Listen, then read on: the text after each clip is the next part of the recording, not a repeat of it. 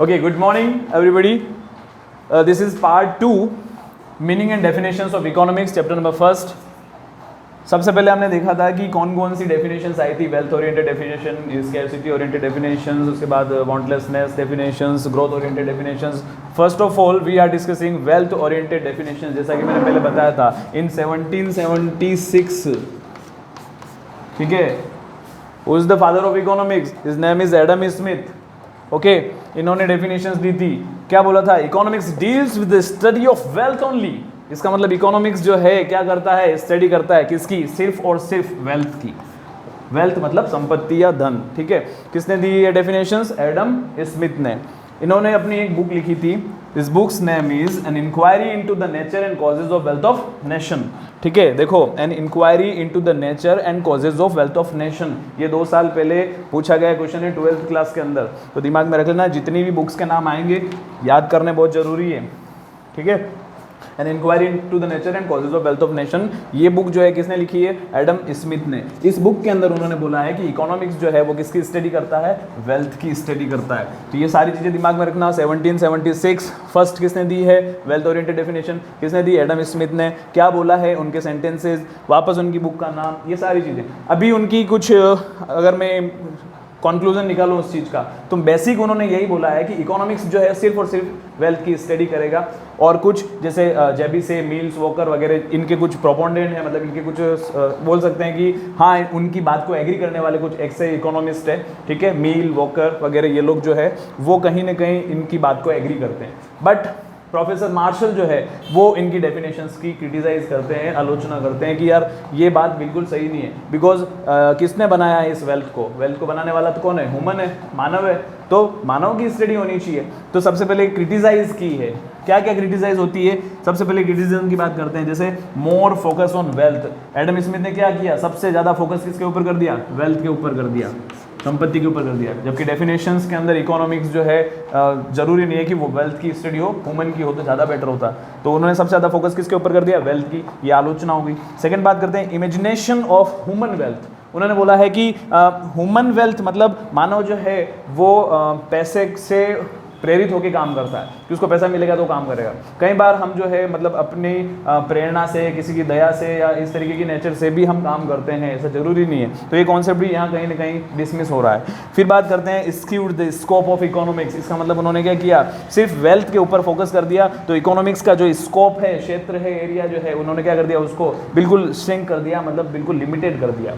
ठीक है, नेक्स्ट जो सेकेंड आने वाली है वो है प्रोफेसर मार्शल की. Okay, first we already discussed wealth oriented definitions. The second is welfare oriented definition. कब आई थी ये?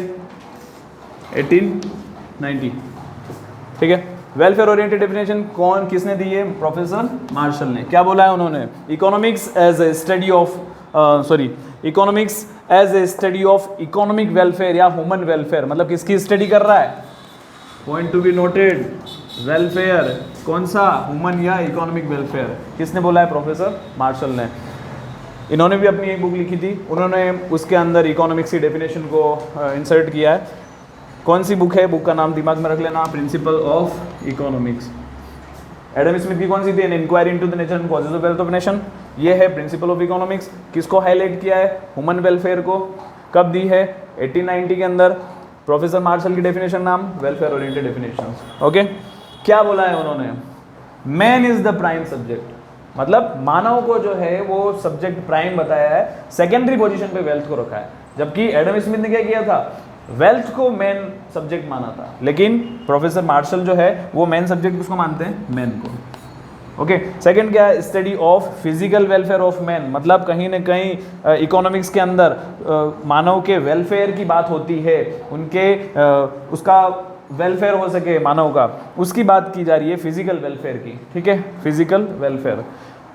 और नेक्स्ट बोल रखा है कि सोशल या normal study in term of human life. मतलब यहाँ पर ऐसे मानव की कल्पना की गई है जो सोशल है, मतलब ये सोशल स्टडी का एक पार्ट है. जो समाज के अंदर रहने वाले लोग हैं वो उनका, या नॉर्मल जो लोग हैं उनका ही अध्ययन किया जाता है. तो ये कुछ इसकी कैरेक्टरिस्टिक्स थी. किसके बारे में? वेलफेयर ओरिएंटेड डेफिनेशन के बारे में. बट जो मैंने बताया एक लेडी है रॉबिन्स, उन्होंने इनकी डेफिनेशंस को क्रिटिसाइज किया और कुछ क्रिटिसिज्म आपके दिख रहे हैं यहाँ पर। सबसे पहला है economics is not only social science. उनका ये मानना है कि सिर्फ और सिर्फ सोशल साइंस नहीं है, जबकि आप यहाँ पर मतलब ह्यूमन साइंस के अंदर भी डाल सकते हो इसको।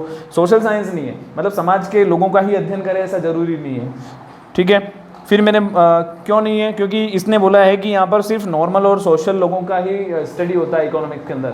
जो मैं बात करूँ कि अगर मान लो जो सोसाइटी के अंदर नहीं रहते, जैसे सन्यासी वगैरह लोग हैं, इन लोगों के ऊपर, बट इनके अंदर भी अगर आप लॉ ऑफ डिमांड लगाते हो, लॉ ऑफ सप्लाई एप्लीकेबल करते हो, तो उन लोगों पर भी वो चीज़, वो नियम उसी तरीके से लागू होते हैं जैसे कि सोसाइटी के अंदर रहने वाले सोशल और नॉर्मल लोग जो होते हैं उनके ऊपर।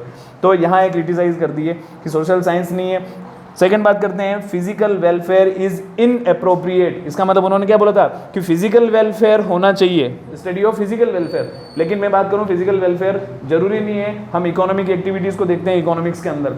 जैसे मैंने क्या खरीदी, वाइन खरीदी, उसको मैंने ड्रिंक किया, बदले में ज़रूरी नहीं है कि मेरे को फिजिकल वेलफेयर हो उस चीज़ से, लेकिन फिर भी कहीं ना कहीं वो इकोनॉमी का एक पार्ट हो जाता है, बिकॉज वो इकोनॉमिक एक्टिविटीज़ के अंदर आ जाता है। तो अपन यूँ कह सकते हैं कि जो फिजिकल वेलफेयर की बात उन्होंने की है वो क्या है, अप्रोप्रिएट नहीं है। और इतनी आलोचनाओं को देखते हुए अपन यूँ कह सकते हैं इकोनॉमिक्स का स्कोप यहाँ पर भी क्या हो गया है, श्रंक हो गया है, स्क्यूड हो गया है, छोटा हो गया है, लिमिटेड हो गया है। तो ये कुछ क्रिटिसिज्म थी, बाकी हम पढ़ेंगे नेक्स्ट पार्ट 3 में। ओके।